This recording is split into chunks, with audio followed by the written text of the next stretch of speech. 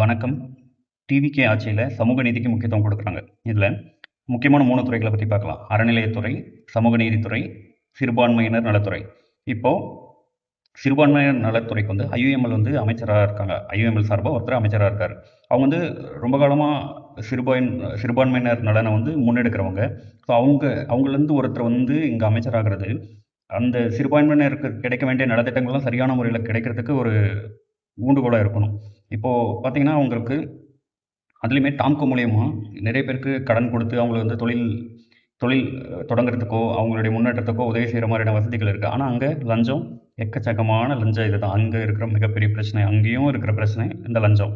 அந்த திட்டங்கள் சரியானவர்களுக்கு சரியான திட்டம் போய் சேர்றதே கிடையாது. அதே மாதிரி கல்வி ஊக்கத்தொகை அதெல்லாம் ஆல்ரெடி கொடுத்துட்ருக்காங்க. அது இன்னும் சரியான முறையில் அடித்தட்டு மக்களுக்கும் கடைசி விளிம்பு நிலை சிறுபான்மையினருக்கும் அது போய் சேருதா அப்படின்றத வந்து இவங்க உறுதி செய்யணும்.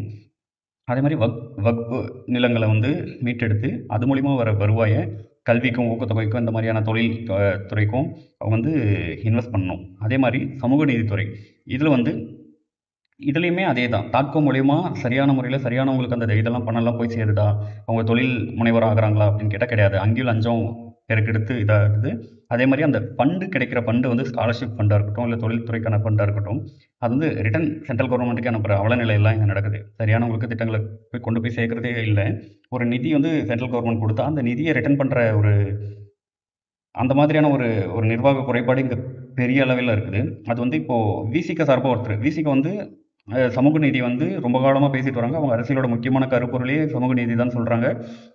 அவங்கலேருந்து ஒருத்தர் இப்போ அமைச்சராக இருக்கும்போது அந்த மக்களுக்கு வந்து சரியான முறையில் அந்த திட்டங்கள்லாம் போய் சேருதா, கல்வி உதவித்தொகை ஊக்கத்தொகை எல்லாம் சரியான முறையில் போய் சேருதா, இந்த தாட்கோ மூலியமாக கிடைக்கிற பலனில் கரெக்டாக கடைசி விளிம்பு நிலை மக்களுக்கும் போய் சேருதா அப்படின்றதை இவங்க உறுதிப்படுத்தணும். அதே மாதிரி சாதிய வன்முறைகள் நிறைய இருக்குது, ஆணவ படுகொலைகள் இருக்குது, அதுக்கான திட்டங்கள் அதே மாதிரி நிறைய இப்போ வரைக்குமே அந்த மயானத்துக்கு போகிறதுக்கு வழி இல்லை, அந்த மாதிரியான பிரச்சனைகள்லாம் நிறைய இருக்குது. அது வந்து அவங்க சரி பண்ணுறதுக்கு அடித்தட்டு மக்கள்லேருந்து ஒருத்தர் வந்திருக்காரு.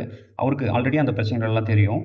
அவர் வந்து அதுக்கான சரியான ஒரு திட்டங்களை நிர்வாகத்தின் மூலமா சரி செய்யறதுக்கான ஒரு திட்டத்தை உருவாக்கணும் அவங்க.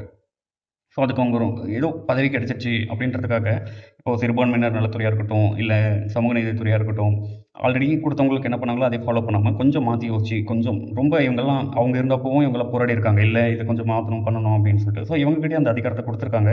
அதை சரியான முறையில் சரியானவங்களுக்கு அந்த எல்லாமே போய் சேர்ற மாதிரி இவங்க பண்ணணும்.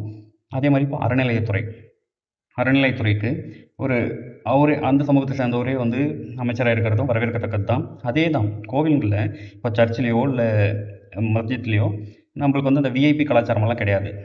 அதுக்கு ஒரு கட்டண முறை, அதுக்கு கட்டணம் செலுத்தி முன்னாடி போய் பார்க்கலாம் பணம் கொடுத்தவங்க. அந்த அர்ச்சகம் செய்கிறதுக்கு வந்து அதுக்கு பணம் கொடுக்குறது அதெல்லாம் கிடையாது அங்கே. இங்கே மட்டும் ஏன் இருக்குது? அது எல்லாருக்கும் எல்லாம் அப்படின்றது தானே வேணும். கடவுள் முன்னாடி எல்லோரும் சமம் தான். ஸோ அந்த விஐபி கலாச்சாரத்தில் ஒழிச்சிட்டு அதுக்கு என்ன பண்ணலான்னு பார்க்கணும். அதே மாதிரி நிறைய வருமானம் வருதுங்க. ஒரு மஸ்ஜித்தோ இல்லை சர்ச்சை விட நம்ம இந்து கோயில்களில் கிடைக்கிற வருமானம் வந்து எக்கச்சக்கம். அது மூலிமா சில காலேஜஸ் மட்டும் தான் இருக்குது. அதுக்கு வந்து டைரெக்டாக கவர்மெண்ட்டுக்கு போகுது அப்படின்னு நினச்சிட்டு இருக்காங்க. கிடையாது, கவர்மெண்ட்டுக்கெல்லாம் போகாது. அது வந்து ஒரு சில கலைக்கல்லூரிகள் இருக்குது, அதே மாதிரி அர்ச்சகர் பள்ளிகள் இருக்குது, அதே மாதிரி அன்னதானம் நடக்கிறதுக்கு வந்து 24/7 அன்னதானம் நடக்கிற கோயில்கள்லாம் இருக்குது. அதே மாதிரி ஒரு மண்டல பூஜை கூட நடக்காத கோவில்களுக்கான நிதி உதவி தரத்துக்கும் அந்த பணத்தில் பயன்படுத்துகிறாங்க. ஆனால் கிடைக்கிற அமௌண்ட் என்னவோ பெருசு, ரொம்ப பெருசு அது மூலிமா கிடைக்கிற வருவாய். ஆனால் போய் சேர்றது என்னவோ கொஞ்சம் கம்மி தான். ஸோ இங்கே வந்து பிராமின் அப்படின்னு பார்க்காம பிராமின்ஸ் தான் முக்கியத்துவமாக, கோயில்னாவே இந்துனாவே பிராமின்ஸாக அப்படி கிடையாது. ஒரு பிசி, எம்பிசி, எஸ்சி, எஸ்டி யாரை வேணால் இருக்கலாம். அவங்களுக்கு இன்னும் நல்ல ஒரு கல்வி கொடுக்கலாம், இன்னும் அவங்களுக்கு வந்து ஒரு பொருளாதாரத்தில் மேம்படுத்துறதுக்கான ஒரு இது கொடுக்கலாம், அவங்களுக்கு தொழில் முனைவர் ஆகிறதுக்கான வசதி வாய்ப்புகளை ஏற்படுத்தி கொடுக்கலாம்.